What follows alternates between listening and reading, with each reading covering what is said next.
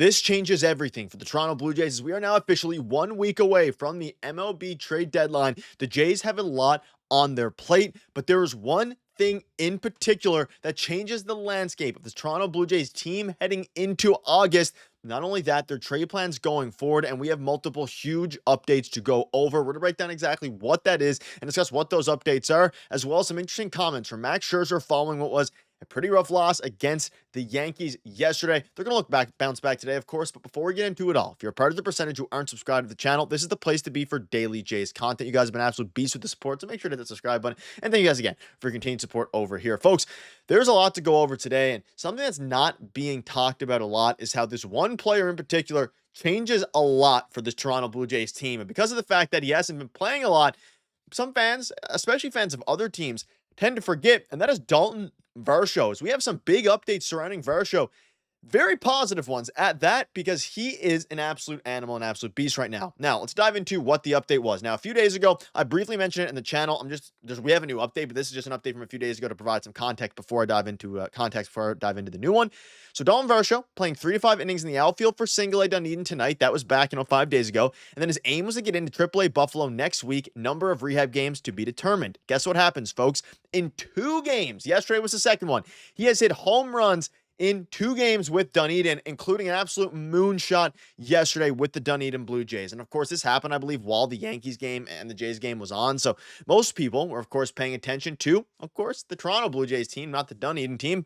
But folks, Daulton Varsho is like a return is imminent for him. And as you look at the trade deadline and all the positions of need, of course, we know that Daulton Varsho is going to have an everyday spot on this team. And boy, does he change the landscape of this team when he's in there, because A, it pushes everyone in the order down a little bit once you get to kind of the halfway mark. But not only that, it pushes some people out of the lineup, which, puts them back in their probably better suited roles. Guys like Miles Straw, arguably guys like Nathan Lucas as well.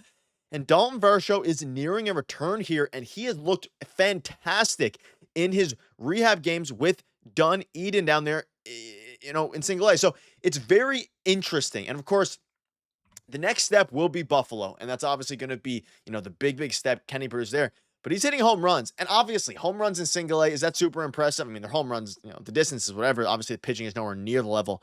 But the fact that he's swinging pain-free, obviously the shoulder is the big concern, how his defense is looking.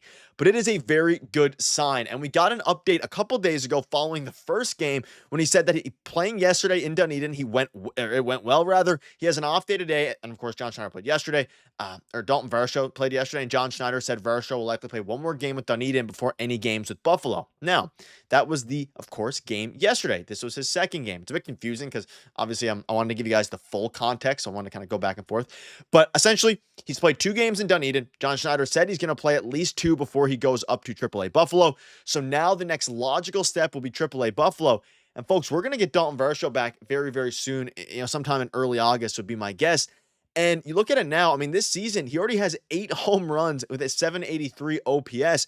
You add this bat into the lineup, and I think it's a severely underrated bat, because he is not an elite hitter, right? He's just not. But what he does, he hits for power, and he is the best defender in baseball. And if you can add him to center field, take away some at-bats from Nathan Lucas, who's cooled off a little bit, but having a fantastic year. And against righties, he'll probably still have Nathan Lucas in the lineup, depending on the scenario. I mean, you can have games now where, of course, you have Varsho in center, whoever in left, Loperfido or Nathan Lucas. And then, of course, in right, you have Addison Barger, George Springer, DH. This team has just become even more lethal. And obviously, you have another bat to add. And that's what changes everything for this team, is adding and getting healthier, whether that's in the form of Jimmy Garcia, whether that's in the form of Daulton Varsho, or, of course, Santander, which isn't going to happen. You're going to need to add at the deadline, right? That's going to happen. But getting Varsho back healthy and seeing what he can do, it almost increases your need for a right-handed batter, right? And you assume that when Varsho comes back, Joey Loperfido is the guy who's going to go away. Even though he's been really good, that's probably the most logical option. And then Andres Jimenez, once he returns, back for Leo Jimenez. And then, of course, Will Wagner is kind of the last one that could get an upgrade if they go out and get a guy like, Eugenio Suarez. But people aren't talking about Daulton Varsho. I think he can have a serious impact offensively, of course, a great impact defensively, and really add some length to this team. And I truly believe he changes, everything for the way that this team plays baseball. They are so good defensively, and they've been so good offensively that And with Nathan Lucas cooling off a little bit, with Ernie Clement cooling off a little bit, throwing another bat into the mix, perfect timing. And I truly believe that he's going to have a huge impact going forward and change the landscape of also not necessarily the trade deadline in the sense of you're looking for a left-handed bat because the Jays aren't, but the trade deadline in the sense of you're looking to upgrade this roster. And you can see with adding Daulton Varsho and where everybody's going to factor in as it pertains to needing another bat or, of course, most importantly, reliever and starting pitcher. Let me know down below what your thoughts are on that. Few other things, though, to go over, some house cleaning things. Of course, we know that Anthony Santander is going to be out for a while. I want to rewind a minute here to Bichette following game 1 and how he said, this is the best team I've ever been on. And the reason I'm bringing this up today and I didn't yesterday is because they're facing a tiny bit of adversity today in game 3. You're going up against their ace and Max Fried, coming off of missing a start because of an injury. This is going to be a real test. Chris Bassitt versus Max Fried. You assume all the righties are going to be in. Ernie Clement needs to get going. Davis Schneider, he's been great. He's probably going to start today. Whether or not Berger gets in the game tonight is going to be a huge question mark. But, Bichette is all in on this team. And the big boys yesterday didn't really do much, obviously. And, Vladdy had 3 hits, a couple of them were soft. They left a ton, over 10 runners in scoring position. They were 3 for 13 with runners in scoring position. And there is a lot of people talking bad about Vladimir Guerrero Jr. right now. You can see Keegan, I'm not saying Keegan Matheson did that here, by the way. I'm just saying there's a lot of fans out there who are doing that. And Keegan said the Blue Jays need more from Vladimir Guerrero Jr., and I don't understand why that's only being whispered instead of said out loud. If any player can turn it around in an instant, it's Vladdy. He can take this team from a postseason contender to a World Series contender by himself. Absolutely true. There's zero doubt about it. I'll have a full video coming out in the coming days on the Vladimir Guerrero Jr. situation, how fans have kind of turned on him. Let me know in the comment section down below right now. Do you have faith in Vladdy still? Is that something you guys still have? Or is that is it starting to waver a little bit? Because I think this team is so special this year that they're going to come together. And they have been. And I think it's only a matter of time until Vladdy turns it around.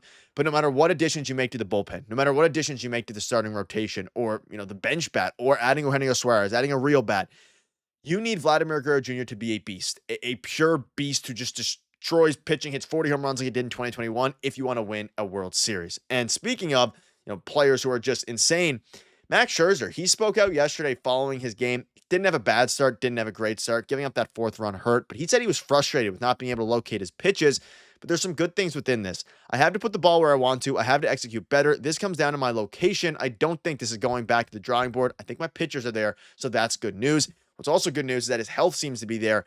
And folks, we're looking at a fairly healthy Max Scherzer. We're looking at Alek Manoah returning August 15th at the earliest. And we're looking at both Andres Gimenez and Daulton Varsho returning in the near future. This team is going to get reinforcements. They're going to make a multitude of moves at the deadline. Absolutely going to go after a reliever or 2 or 3, a starting pitcher, and maybe even a bat. And we're going to keep you up to date every step of the way. Huge game tonight. Close out the series before heading on the road against the Tigers and Tarek Skubal. You guys are absolute beasts. And it's going to be an interesting one because this is crucial for the Jays. Just need to win one more game in the rest of the year against the Yankees to have the tiebreaker like Dan Shulman and Joe Siddall were talking about yesterday. But not only that, you're going up against the Tigers, who have a very, very good starting rotation. They have a really good starting rotation. And they also have just a very good team in general. And that's going to be a crucial factor for this team.